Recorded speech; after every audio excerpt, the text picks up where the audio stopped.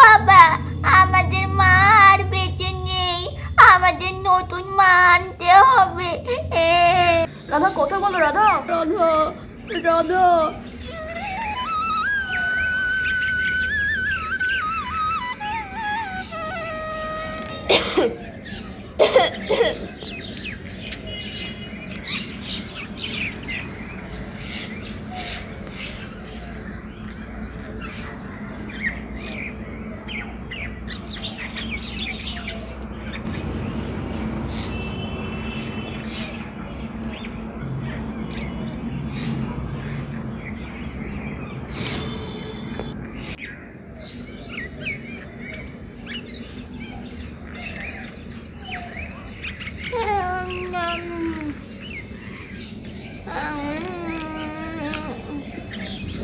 আরে চারিদিকে কত রোদ্দুর উঠেছে।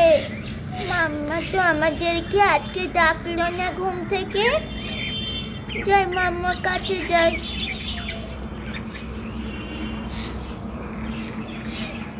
এ কি, মাম্মাম তো ঘরে নেই।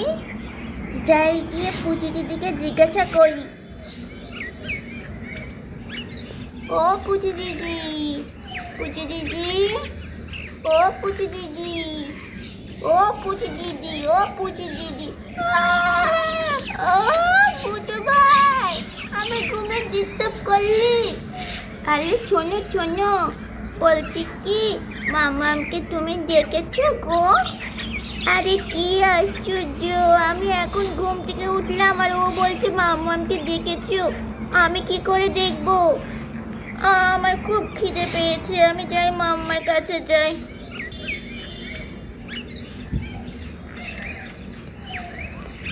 আরে মাম্মাম কোথায়? বিছানাতে তো নেই। তাহলে নিশ্চয়ই রান্নাঘরে আছে। সেজন্যই বুচু ভাই আমাকে বললো যে রান্নাঘরে যাই।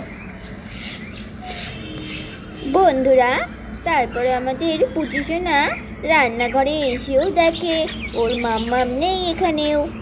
আরে মাম্মা তো এখানেও নেই, তার মানে মাম্মা হাগু করতে যাচ্ছে। যাই যাই, আমি পটির ওখানে যাই। বন্ধুরা, আমাদের পুচি সোনা পায়খানায় এসে দেখে যে ওর মা এখানেও নেই। আরে মাম্মা কোথায় গেল? কলতলায় আছে নাকি? যাই দেখি। মা, ও মা, তোমার কি হয়েছে? তুমি এখানে এমন পড়ে আছো কেন? ও বুচু ভাই, বুচু ভাই।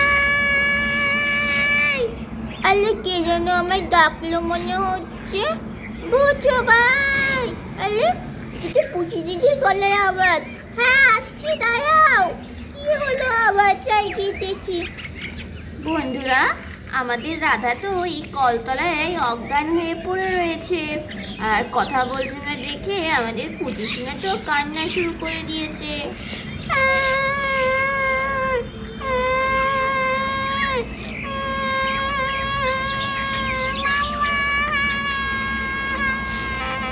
কি হয়েছে? কি হয়েছে? দেখ না, আমাদের মার কথা বলছে না। আমাদের মাকে তাহলে আমাদের ছেড়ে চলে গেল পুচি দিদি। বন্ধুরা, এই ভেবে তো আমাদের বুচু সোনাও কান্না শুরু করে দেয়। বন্ধুরা, আমাদের পুচি সোনা তো এখানেই ওর মায়ের সঙ্গে থেকে যায় আর কান্নাই করতে থাকে। বন্ধুরা, এমন সময় রাধার স্বামীও চলে আসে। রাধা, ও রাধা, ভাত বাড়ো, খিদে পেয়েছে, খেয়ে দে, তারপর শহরে যাবো সার কিনতে। ও মা, এই ঘর তো ফাঁকা। ও বাবা, ওই ঘরও তো ফাঁকা। কই গেল রাধা? পুচু সোনা, পুচু সোনা, কই গেলি তোরা সব? আরে একটা কান্নার আওয়াজ পাচ্ছি মনে হচ্ছে। বন্ধুরা, রাধার স্বামী তো কলপারে চলে আসে। এসে দেখে রাধা এখানে পড়ে রয়েছে আর বুচু সোনা কান্না করছে। রাধা, রাধা, বুঝে বুঝি। ও বাবা, আমাদের মা আর বেঁচে নেই, আমাদের নতুন মা আনতে হবে।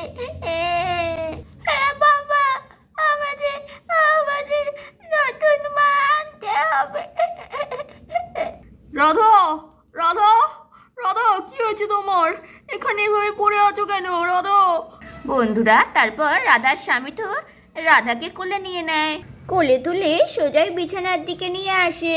রাধা, রাধা, রাধা কথা বলো, রাধা, রাধা। না, রাধা তো কিছুতেই কথা বলছে না। আমি এখন কি করি? একটু বরঞ্চ ওর চোখে মুখে জল ছিটিয়ে দেখি। বুঝি বুঝি, তোরা শিগগিরই যা, মায়ের কাছে গিয়ে বস। আচ্ছা বাবা, যাচ্ছি। চলো একটু জল ছিটিয়ে দেখি রাধার জ্ঞান আসে কিনা। বেশি করে জল দিতে হবে রাধার গায়ে, চোখে মুখে, তবেই তো জ্ঞানটা ফিরবে। বরঞ্চ এখানেই আনি রাধাকে। তোমার কিচ্ছু হবে না রাধা। বন্ধুরা তারপর তো রাধার স্বামী রাধার মুখের মধ্যে এক বালতি জল ফেলে দেয়। রাধা, রাধা, রাধা, রাধা, রাধা, রাধা কথা বলো, তোমার জ্ঞান ফিরছে না কেন রাধা? রাধা, রাধা, রাধা, রাধা কথা বলো রাধা, রাধা। ওই দেখো বাবা, মামা কথা বলছে, নড়ছে। বুঝু বুঝির বাবা। রাধা, বুঝু বুঝি। মা, আমি আছি। ও মা, তুমি কি হয়ে গেছিল মা? তুমি এখন ঠিক হয়েছো? হ্যাঁ রে, শরীরটা না আমার একটু দুর্বল লাগছে, তাই মাথা ঘুরে পড়ে গেছিলাম। বন্ধুরা রাধার স্বামী খেয়াল করে রাধার হাত পা পুরোই গরম। আরে রাধা, তোমার কপাল তো পুড়ে যাচ্ছে জ্বরে। আরে রাধা, তোমার জ্বর এসছে, আসো শিগগিরই, ঘরে আসো, ঘরে আসো। শরীর দুর্বল, তার জন্যই তোমার। বুঝু পুচি, এদিকে চলে আয়। হ্যাঁ বাবা, চলো। বন্ধুরা তারপর রাধার স্বামী রাধাকে আস্তে আস্তে ধরে ধরে ঘরে নিয়ে যায়। দাঁড়াও, এক্ষুনি কম্বল নিয়ে আসছি।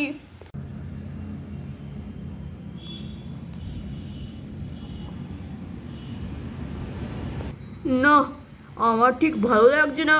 রাধা এত অসুস্থ হয়ে গেছে আর আমি খেয়ালই করলাম না। আমাকে তো এক্ষুনি একটা ডক্টর ডাকতে হবে। বুঝু বুঝি শোনা, তোমরা মায়ের কাছে থাকো আর মায়ের জলপট্টির ব্যবস্থা করো। আমি এক্ষুনি ডক্টর ডেকে আনছি। আচ্ছা বাবা, ঠিক আছে, চলো মায়ের কাছে গিয়ে পড়ছি। তাহলে বন্ধুরা আমাদের আজকের এই পর্বটা তোমাদের কেমন লাগলো অবশ্যই কমেন্ট করে জানিও। ভালো লাগলে এক্ষুনি লাইক করো। নেক্সট পার্ট দেখতে আমাদের চ্যানেলটাকে সাবস্ক্রাইব করে দিও। Bye bye, love you all.